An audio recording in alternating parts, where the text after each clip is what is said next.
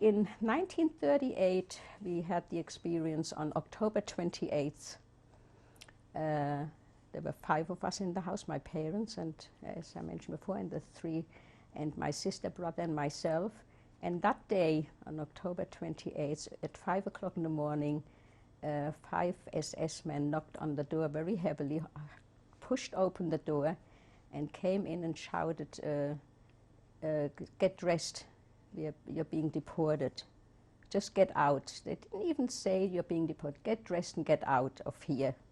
And I remember my parents, what for? And then they said, "You're going to be deported." And said, "Just get dressed.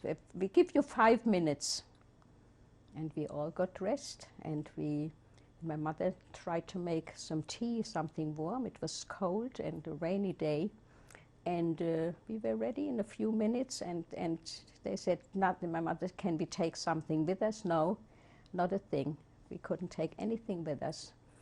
And we walked out. It was a rainy day, and there was a big truck outside with men, women, and children. And we got into that truck, and they took us. They picked up more people, more Jewish people.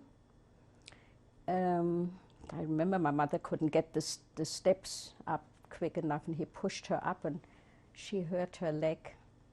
And they took us to a prison, and they pushed us into a prison cell, and we stayed there all day. They kept on pushing more and more and more people into that cell until we hardly could breathe anymore.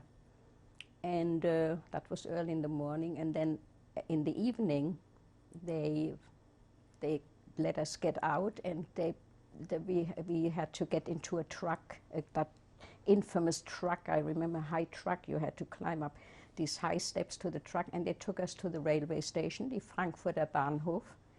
And there were many other people there, and we had to get in, and there was a train. We had to get into the train. And only then did we find out. I don't remember. I seem to remember that only then did we find out that we are going to be deported to Poland.